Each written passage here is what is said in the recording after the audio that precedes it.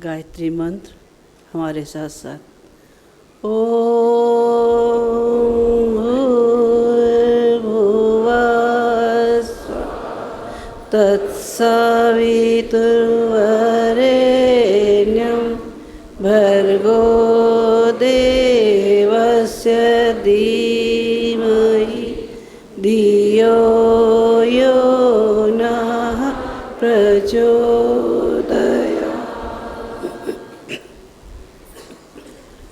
परम पूज्य गुरुदेव और वंदनीय माता जी की सूक्ष्म उपस्थिति में विराजमान शक्ति स्वरूपा माताओं, बहनों और भाइयों, मानव शरीर में बहुत सारी विशेषताओं के साथ साथ कुछ कमजोरियां भी हैं।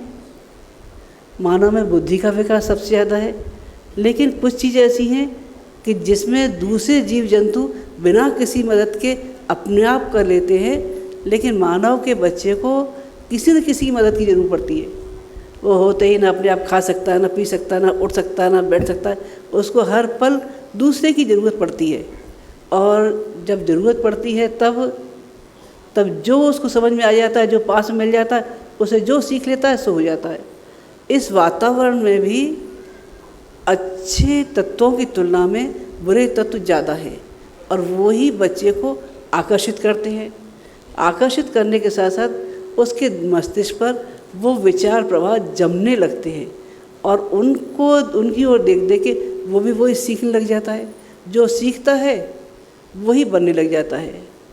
ऐसे में हमारे ऋषियों मुनियों ने एक बात का चिंतन किया कि क्या कोई व्यक्ति ऐसा हो सकता है जो मानव मन की गहराइयों के बारे में जानता हो और मनोविज्ञान समझता हो, और बाल मन की जितनी भी दुविधाएं हैं उनको दूर करके सही रास्ता दिखा सकता हो। बहुत चिंतन करने के बाद उनको समझ में आया कि इस मानव के विकास में 3 तरह की शक्तियाँ काम करती हैं। एक माता, एक पिता और एक गुरु। माता जन्म देती है, इसलिए ब्रह्मा का रूप है। पिता पालन करता है, इसलिए विष्णु रूप है।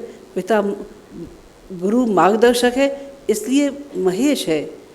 ये तत्व जिस दिन सामने आते हैं उस दिन जीवन का कायाकल्प होना शुरू होता है। गुरु जो है वो अपने शिष्य के अंदर की हर चीज़ पर ध्यान देता है। लौकिक विद्याएं तो हमें कोई भी दे सकता है, लेकिन आत्म विकास की विधा केवल हमें सद्गुरु ही दे सकते हैं। सद्गुरु जब मिल जाते हैं तब रत्नाकर को कौन जान पाता अगर ऋषि नारद न मिले होते। एकलव्य को कौन जान पाता अगर द्रोणाचार्य न मिले होते। और जितने भी गुरु हैं, वो जितने भी शिष्य हैं, चाहे उनका नाम शिवाजी हो, अगर समर्थ गुरु रामदास न होते तो शिवा को कौन जान पाता।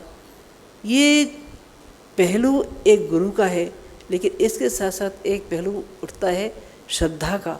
श्रद्धा जब आगे बढ़ती है तब आदमी के जीवन का कायाकल्प कर देती है। श्रद्धा एक वो चीज़ है जिसको भौतिक जगत में अगर देखें तो जो चीज़ स्थान ऊर्जा का है, आध्यात्म जगत में वही स्थान श्रद्धा का है। श्रद्धा वो सोपान है जिस पर रखकर भावनाओं के प्रक्षेपास्त्र को अंतरिक्ष तक भेजा जा सकता है। अंतरिक्ष तक जाने वाली श्रद्धा केवल हमारे भावनाओं के माध्यम से ऊपर उठती है।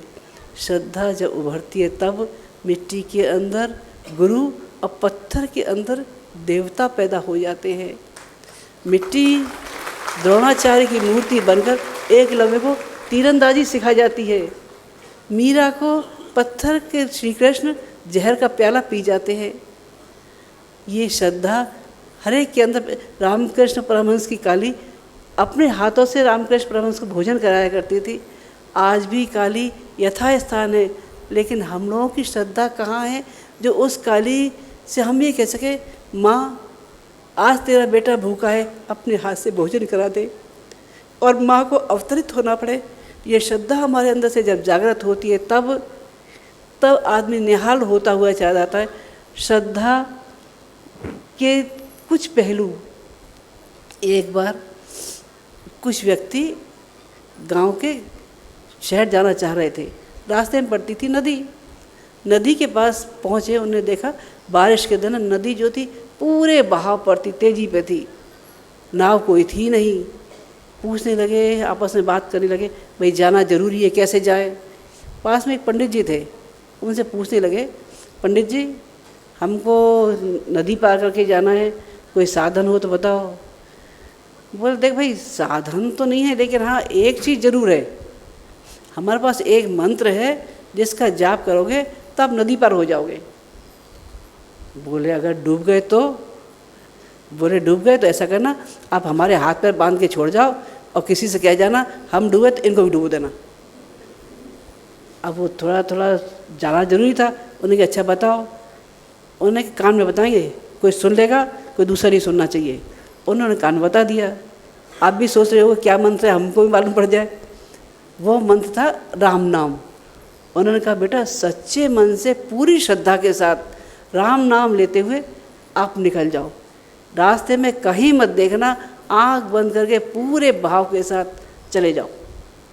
उन्होंने आँख बंद करी, पूरे श्रद्धा के साथ राम नाम जपते हुए आधे घंटे में पूरी नदी पार कर गए। वो नदी पार कर गए, वहाँ देखने वाले एक मुस्लिम भाई भी थे। मुस्लिम भाई ने देखा कि भाई राम नाम लेके ये नदी पार कर गए। वो भागे भागे अपने मौलवी जी के पास गए। उन्होंने कहा मौलवी जी हिंदुओं का मंत्र इतना करामाती कि बिना नाव के नदी पार कर गया, क्या आपके पास कोई नहीं है? उन्होंने कहा हमारा मंत्र जो है वो हिंदुओं से ज़्यादा मजबूत है, उनसे भी ज़्यादा बड़ा है। तो बोले आप क्यों नहीं बताते? उन्होंने कहा बताते हैं। उन्होंने भी कान में कहा बताना मत। क्या मन था? उन्होंने कहा बोलो खुदा खुदा खुदा बोलो, सच्चे मन से निकल जाओगे। अब सच्चे मन से उन्होंने हाथ जोड़ के खुदा खुदा बोला, वो भी पार हो गए। लेकिन एक और तीसरा व्यक्ति वहाँ था। कैसा था तीसरा व्यक्ति? जैसे हम और आप। उनके दिमाग में एक तिकड़म चली। क्या तिकड़म चली? कि आधा घंटे में राम नाम जपा नदी पार, आधा घंटे में खुदा खुदा बोला नदी पार। अरे इन दोनों को मिला दे तो 15 मिनट में नदी पार, दोनों का मिक्सचर तैयार। उन्होंने क्या कि दोनों का मिक्सचर तैयार किया। उन्होंने कहा मिक्सचर तो तैयार है राम खुदा, लेकिन प्रयोग करने के पहले खुद को टेस्ट कर लेना चाहिए कि बात कितनी सफल होगी। अगर सफल हो गई तो दुकान अच्छी है मालामाल, और नहीं तो फिर कोई संशोधन सोचेंगे। उन्होंने मंत्र जपना शुरू किया और चलना शुरू किया, राम खुदा राम खुदा राम खुदा राम खुदा किया। वो डप से टपक गए। हमारी श्रद्धा जब भाव के अनुसार नहीं होती, तिकड़म में रहती है, तब ऐसे ही डूब जाते हैं और ऐसे ही उपहास के पात्र बनते हैं। एक बुढ़िया थी। बुढ़िया के मन में बचपन से एक मन में थी वो कृष्ण भक्ति कि मुझे वृंदावन जाना है, वृंदावन जाना है, कृष्ण के दर्शन करने हैं। उसकी शादी हो गई, उसके भी बच्चे हो गए, बच्चों के भी बच्चे हो गए। फिर वो वृंदावन जा पाई? वृंदावन नहीं जा पाई। एक दिन सोचने लगी कि ऐसी एक दिन ऊपर चली जाऊंगी, कृष्ण भगवान जी यही रह जाएंगे, वृंदावन भी यही रह जाएगा, आज तो मैं जाऊंगी ही जाऊंगी। उन्होंने कह दिया। आखिर कहा वृंदावन ले गए। वृंदावन घूम आई, वहाँ से पीतल की एक कृष्ण भगवान की बाल गोपाल की छोटी सी मूर्ति ले आई। अब कृष्ण भक्त तो थे ही सही, मूर्ति से उनको इतना लगाव कि उनका नहलाना धुलाना खिलाना प्यार करना, बच्चे की तरह से। पहले लाला खाएगा, पहले कन्हैया खाएगा, बाद में हम खाएंगे, लाला दूध पी ले, लाला ठंड में ठठोर तो नहीं रहा, उड़ा रही है, रात को उठ के देख रही है, सब काम लाला के बिल्कुल ऐसे बच्चे की तरह से घुल मिल गई। उनको बहुत शांति मिलती थी इस बात में। एक दिन उनकी बहू बोली, माँ जी मुझे काम से जाना है, शायद शाम को मुझे देर हो जाए आने में, तो आप कहें तो मैं चली जाऊँ? उनकी हाँ बेटा चली जा, पर देख ऐसा है मेरे लाला का, तू थोड़ा सा इतना सा काम कर जा, फिर मैं तुझे नहीं रोकूंगी। उन्होंने कहा ठीक है, इतना काम किया है ये भी कर देती हूँ। तो हड़बड़ी में तो थी ही सही। उन्होंने लाला को उठाया, कुछ करने के पहले लाला धड़ाम से गिर पड़े नीचे, और गिर पड़े तो अब जो बुढ़िया होती उन्होंने चिल्लाना शुरू किया, अरे मेरा लाला गिर गया, अरे मेरे लाला के चोट लग गई, अरे कितनी कितनी ज़ोर से रो रहा है, अरे तुमको समझ में नहीं आता, छाती से लगाया है, चिपकाने की कोशिश करे, पुचकारने की कोशिश करे, लाला चुप हो जा चुप हो जा, अरे कितनी चोट लगी। तमाम दुनिया भर का रोना शुरू। बेचारी बहू भी बहुत चक्की, उसने बेटे से कहा अपने पति से कि माँ तो देखो एक मूर्ति गिर गई, उसके पीछे माँ कितना हल्ला मचा रही है। बेटे ने भी कहा माँ पीतल की मूर्ति है, कहाँ चोट लगती है, बिल्कुल ठीक है, तुम क्या परेशान हो रही हो। बोल नहीं नहीं मेरे लाला के चोट लग गई है, कितना चिल्ला रहा है, तुमको सुनाई नहीं पड़ता। अब लाला बेटा भी परेशान, मोहल्ला पड़ोसी इकट्ठे हो गए। उन्होंने कही भाई क्या बात है कि इस घर में क्यों रोना धोना हो रहा है। उन्होंने कही रोना धोना इस बात का हो रहा है कि पीतल की मूर्ति गिर गई और यूँ कह रही हैं कि लाला को चोट लगी है। उनमें एक समझदार व्यक्ति थे, वो कहने लगे देख बेटा तेरी माँ तब तक चुप नहीं होगी जब तक कोई डॉक्टर आके ये ना कह दे कि लाला सही है। तो किसी डॉक्टर को बोला, ये बिल्कुल चुप हो जाएगी। डॉक्टर को उन्होंने कोशिश की बुलाने की, हर डॉक्टर मना कर दे कि ये तमाशा देखने कौन आए, कौन टाइम वेस्ट करे। आखिर में उन्होंने कहा अच्छा जितनी मन मांगे फीस मांगोगे उतनी फीस दूंगा। एक डॉक्टर तैयार हो गए, आए, उन्होंने मूर्ति को थोड़ा सा हिलाया डुलाया, बोले माँ जी बिल्कुल ठीक है, इनको क्या हुआ है, बिल्कुल सही है। बुढ़िया कहने लगी डॉक्टर साहब आपको सही लग रहा है पर आपने अपने डब्बे में से कान पर सुनने वाली मशीन तो निकाली ही नहीं। अब वो डॉक्टर साहब हैरान, उन्होंने बुढ़िया है तो तेज। उन्होंने अपने डब्बे में से स्टेथोस्कोप निकाला, कान पे लगाया। अब उन्होंने कि अब नाटक तो पूरा ही करना पड़ेगा। उन्होंने फिर मूर्ति के ऊपर रखा, छाती के ऊपर, कहीं ऐसा ना हो कि बुढ़िया फिर कहते पीठ पे लगा दिया। उन्होंने कहीं छाती पे रखा। जैसे ही छाती पे रखा तो कभी वो बुढ़िया को देखते, कभी मूर्ति को देखते, उनके चेहरे पे पसीना आने लग गया। वो देख के भौचक्का थे, एकदम किंग करते हुए विभूत जैसे हो गए। समझ में नहीं आया कि वो क्या करें। उनको लगा, सबने पूछा डॉक्टर साहब क्या हो गया है। उन्होंने कि भाई जो आज तक नहीं हुआ था वो आज हुआ है, मूर्ति का दिल धड़क रहा है। और वो वहाँ से अपना सारा सामान छोड़ के सीधे चल दिए। बुढ़िया कहने लगी डॉक्टर साहब आप सामान छोड़ के कहाँ जा रहे हो। डॉक्टर साहब कहने लगे माता जी मैंने मेडिकल की पढ़ाई में इतने दिन ये पढ़ाई नहीं की थी, आज मैं वही पढ़ने जा रहा हूँ जहाँ से आपने ये पढ़ाई पढ़ी है। श्रद्धा जब अवतरित होती है तब मूर्ति में प्राण फूंक देती है और लोगों को प्रत्यक्ष उदाहरण देती है। गुरुदेव कहा करते थे मैं आप जो भी कुछ देखते हैं आज, कोई संत कहता है, कोई भविष्यवक्ता कहता है, कोई तपोनिष्ठ कहता है, सब तरह के लोग कहते हैं, लेकिन वास्तव में मैं अपनी श्रद्धा की लाठी टिकाए आगे बढ़ता रहा हूँ। मेरी श्रद्धा मेरी गुरु के चरणों में आरोपित रही है। मेरा भगवान, मेरा इष्ट, मेरा आराध्य, मेरी पूजा स्थली में मेरा गुरु है, मेरा भगवान है। मेरा भगवान वो नहीं जो चैन की बंसी बजाए मोर मुकुट लगाए रहता है। मेरा भगवान वो है जिसके तन ढकने को कपड़ा नहीं है, जिसके बाल संभालने को कंघा नहीं, जिसके बाल फैले हुए, वो दरिद्र नारायण मेरा देवता है। और मैंने इस दरिद्र नारायण के चरणों में अपनी श्रद्धा आरोपित की है। हर पल उसके लिए जिया हूँ, हर पल उसी की साधना की है। ये श्रद्धा उनको ज़िंदगी में बढ़ाती रही। और बोले हमने अपनी श्रद्धा के लिए अपने आप की रोज़ परीक्षा दी है। कहीं लोभ के झोंके, कहीं मोह के झोंके, कहीं अहंता के झोंके हमको बहा के तो नहीं ले जा रहे। हमने हर पल अपना इम्तहान दिया है। 17 साल तक अखंड ज्योति में बिजली नहीं थी, मिट्टी के तेल की लालटेन के नीचे उन्होंने काम किया। 2 बजे से साधना करने से लेकर लेखन, स्वाध्याय सब काम करते रहे, चाहे वो गर्मी हो, चाहे सर्दी हो, चाहे बारिश हो, चाहे उमस हो, चाहे लू हो, लेकिन उनके सिद्धांतों में कोई परिवर्तन आया? कोई परिवर्तन नहीं आया। वो लगातार लगे रहे। मकान मालिक से किसी बात पे थोड़ा वो हो गया था विरोध, तो उनके करेक्शन पे साइन नहीं करेंगे, तो बिजली 70 साल तक मिली नहीं थी। हम लोग भी छोटे थे तो हम भी लालटेन की रोशनी में पढ़ा करते थे, हमारे सामने बिजली आई थी। बाद में श्रद्धा आगे उन्होंने अपनी पैतृक जमीन जितनी थी वो सब समाज के लिए दे दी। आंवलखेड़ा गांव में लड़कों का विद्यालय नहीं था। गुरुदेव जब पढ़ने जाते थे तो साइकिल पे जाया करते थे दूर।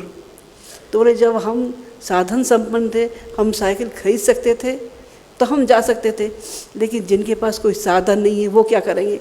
तो उनके लिए गांव में ही लड़कों का विद्यालय, लड़कियों का विद्यालय, महाविद्यालय, हॉस्पिटल, शक्तिपीठ, स्वावलंबन विद्यालय, ये सारी चीज़ गांव में उन्होंने सारी संपत्ति वहीं लगा दी। अपने लिए रखा, कुछ अपने लिए नहीं रखा। माता जी के जेवर तपोभूमि के लिए दान कर दिए गए। तपोभूमि के निर्माण में ये प्रश्न आ रहा था कि अब तपोभूमि की ज़मीन तो खरीद ली गई, लेकिन अब निर्माण कार्य कैसे होगा। उन्होंने कहा किससे मांगने जाऊँ, एक सच्चा ब्राह्मण हूँ, ब्राह्मण ने हमेशा समाज को दिया है, पहली आहुति घर से ही जानी चाहिए। माता जी कहने लगी परेशान क्यों होते, वो जेवर ले आई। उनके जी जेवर आपके हाथ में है। गुरुदेव कहने लगे लोग ये तो नहीं कहेंगे अपना तो कुछ था नहीं, स्त्री धन था वो भी दाव पे लगा दिया। तुम्हारे मन में कभी ये भाव आ सकता है कि ये मेरा स्त्री धन था, मेरे मायके का था, मेरे ससुराल का था, ये चला गया। बोले मेरे सबसे बड़ा धन आप मौजूद हैं, मुझे बाकी धन की ज़रूरत क्या है। वो सारे जेवर तपोभूमि के लिए दान चले गए। माता जी एक सच्चे शिष्य की तरह से गुरुदेव के आदेशों का अनुसरण करती रही। जो भी गुरुदेव ने कहा वो आँख बंद करके पालन करती रही।